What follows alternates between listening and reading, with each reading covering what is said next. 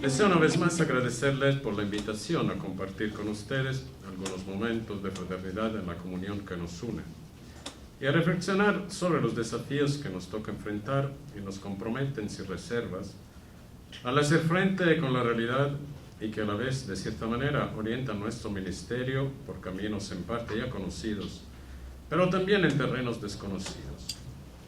Todo esto nos ayudará a acercarnos cada vez más a los fieles a través de nuestra labor pastoral y nuestro testimonio de una auténtica vida de fe. Esto quiere decir que nuestra fidelidad nunca puede asentarse en la mera normalidad o en el rutinario, porque Jesús siempre nos alienta y nos invita a remar mar adentro con la confianza de que Él es el Señor de la historia, y que guiados por Él podremos discernir el horizonte a recorrer. Permítame reiterar una vez más mis felicitaciones y desear un fructuoso servicio ministerial al reverendo Carlos Arnaldo de Vera Rivas por su relación como administrador diocesano de la diócesis de Ciudad Guayana. Ahora, aprovechando de su bondadosa paciencia, quisiera compartir con ustedes algunas consideraciones acerca de la nueva reforma de la Curia Romana. Después de 8 años de intenso trabajo, el 5 de junio pasado entró en vigor la Constitución Apostólica Predicata Evangelium, que había sido publicada el pasado 19 de marzo. Esta reforma, que perfila una nueva estructura de la Curia Romana, nació de la escucha de una iglesia en camino. En el surco de la tradición de la iglesia, reafirma que la Curia es un organismo al servicio del Papa y para el gobierno de la Iglesia Universal. La Predicata Evangelium está constituida por un preámbulo y 250 artículos. Al comienzo del texto se formulan 12 nuevos principios que se pueden resumir en 3 indicaciones y deben leerse en clave de comunión y servicio. En concreto, se trata en primer lugar del servicio al Papa.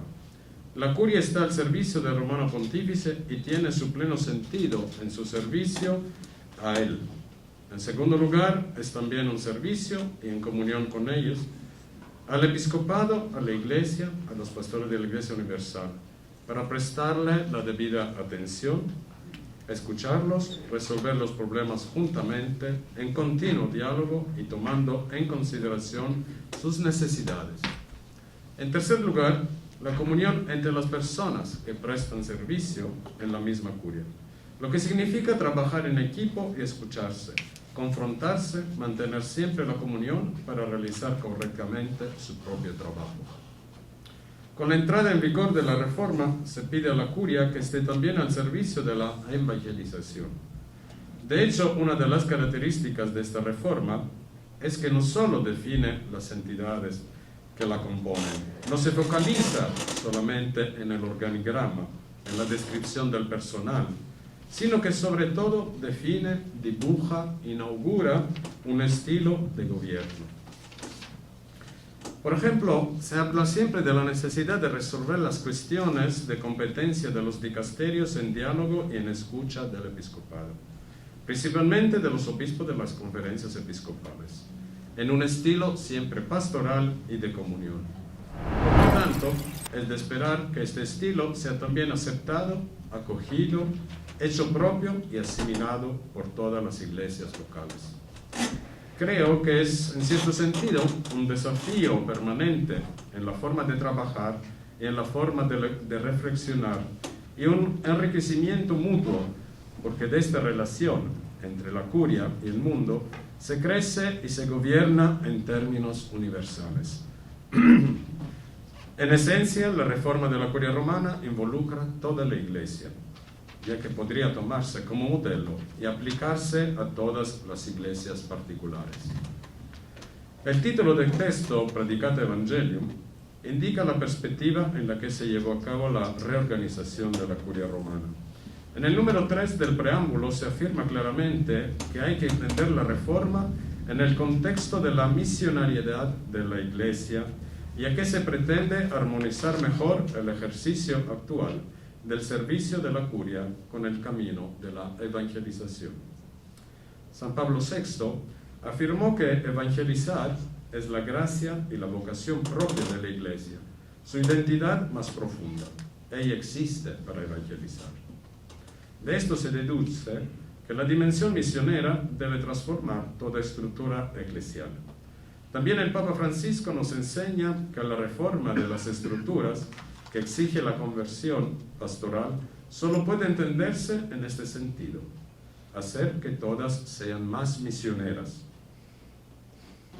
De lo contrario, la reforma, dice el Papa, sería solo una reorganización de la estructura funcional eclesiástica.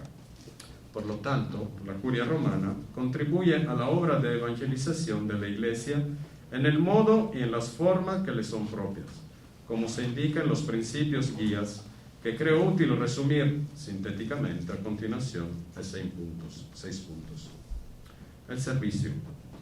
La Curia Romana, por su naturaleza, es un organismo de servicio.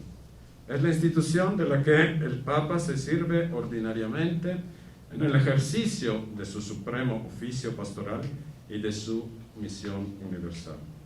En razón de esto, la Curia Romana se pone también al servicio de los obispos, lo que se expresa en su dedicación para el bien de la Iglesia universal y al mismo tiempo de las iglesias particulares. La Curia Romana está, por tanto, vinculada a los obispos de todo el mundo, y estos son los primeros y principales beneficiarios de su labor. La Curia ejerce este servicio con respecto a la comunión jerárquica y sinodal, en la que participan todos los sucesores de los apóstoles. Este servicio, además de delinear su naturaleza, expresa también el espíritu que tiene que actuar en su función, tanto hacia el Santo Padre como hacia los obispos, con respecto a los cuales la Curia no tiene que condicionar ni obstaculizar sus relaciones y contactos, sino más bien fomentar la comunión mutua, afectiva y efectiva. Por ello, no se sitúa entre el Papa y los obispos, sino que es un instrumento a su servicio. La sinodalidad. La sinodalidad es una característica peculiar y distintiva de la Iglesia. Es una de sus dimensiones constitutivas, que le ha caracterizado desde siempre. No se trata, pues, de una actitud a tener o de algo que hacer, sino precisamente de lo que es propiamente la Iglesia. Y por ende toca su naturaleza y su identidad. Esto implica que la sinodalidad anima también las estructuras en las que la naturaleza sinodal de la Iglesia se expresa de manera institucional. Para la Curia Romana esto significa que todo su actuar, el ejercicio de su servicio, no puede no ser sinodal a todos los niveles. La corresponsabilidad en la comunión. El número 3 de la Constitución Apostólica presenta la corresponsabilidad en la comunión entre los principios y criterios para el servicio de la Curia Romana.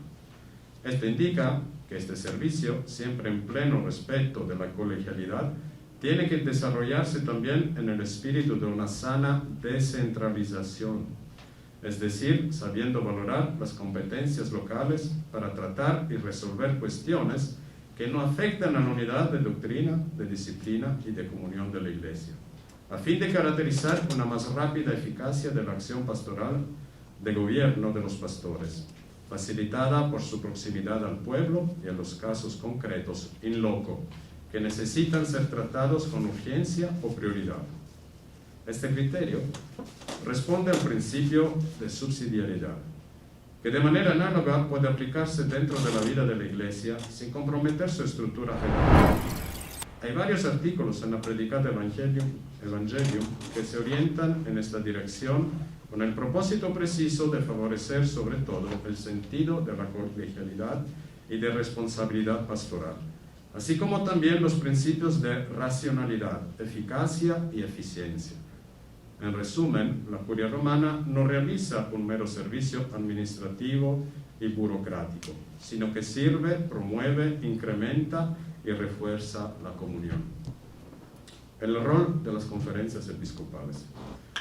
Un aspecto innovador de la Constitución Apostólica es representado por una más extensa valorización de las conferencias episcopales, que no se consideran estructuras jerárquicas intermedias, sino órganos subsidiarios, que no interfieren con el oficio petrino ni con el gobierno de las iglesias particulares. El preámbulo de la Predicata Evangelium, afirmando que son actualmente uno de los modos más significativos de expresar y servir la comunión eclesial en las diversas regiones junto al Romano Pontífice, garante de la unidad de la fe y de la comunión, confirma que las conferencias episcopales expresan y favorecen el ejercicio de la corresponsabilidad en la comunión para la utilidad pastoral y el bien común de las iglesias particulares, mediante el ejercicio conjunto de determinadas funciones que les son propias. En este sentido, la intención de la Constitución Apostólica es, por consiguiente, la de valorar las conferencias episcopales en sus potencialidades para realizar la comunión de los obispos entre sí y con el Romano Pontífice. El rol de los laicos es otro aspecto innovador. En el número 5 de los principios y criterios del documento se establece que cualquier miembro de los fieles puede presidir un dicasterio o un organismo, en el respecto de la particular competencia, potestad de gobierno y función de cada dicasterio u organismo. Esta afirmación deja en claro que quien está a cargo de un dicasterio u otra oficina de la Curia Romana no tiene autoridad por el rango jerárquico del que está investido, sino por la potestad que recibe del Romano Pontífice y que ejerce en su nombre. Y por fin, espiritualidad y profesionalidad. En su discurso a la Curia Romana del 22 de diciembre de 2016, el Papa Francisco reiteró: la reforma solo y únicamente será eficaz si se realiza con hombres renovados y no simplemente con hombres nuevos. No basta solo cambiar el personal, sino que hay que llevar a los miembros de la Curia a renovarse espiritual, personal y profesionalmente. La reforma de la Curia no se lleva a cabo de ningún modo con el cambio de las personas, que sin duda sucede y sucederá, sino con la conversión de las personas. En realidad, no es suficiente una formación permanente. Se necesita también y sobre todo una conversión y una purificación permanente. Sin un cambio de mentalidad, el esfuerzo funcional será inútil. La razón de fondo es que el sempre reformanda en la Curia, al igual que pasa con la Iglesia entera, también se ha de transformar en una conversión personal y estructural permanente.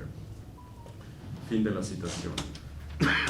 Todo esto supone que la reforma, ante todo, tiene que ser un proceso de crecimiento y sobre todo de conversión, signo de la vivacidad de la Iglesia en movimiento, en camino, de la Iglesia viva y siempre en continua acción reformadora. En la Predicata Evangelium es precisamente dentro de este horizonte que se encuentran disposiciones puntuales acerca de la espiritualidad, la integridad personal y la profesionalidad requeridas por quienes prestan su servicio laboral, sean clérigos o laicos. Para concluir, considero oportuno señalar que, como toda reforma, también la Predicata Evangelium constituye un punto de partida y no de llegada. Y como se indica en el preámbulo, la reforma de la Curia Romana será real y posible si brota de una reforma interior, con la que hacemos nuestro el paradigma de la espiritualidad del Concilio, expresado en el antiguo relato del buen samaritano. Confío en que los principios y el espíritu de esta inspirada reforma puedan implementarse también dentro de la Iglesia en Venezuela, para que se pueda dar un nuevo impulso a la evangelización y al espíritu de servicio y misionero. Gracias por su atención y buen trabajo.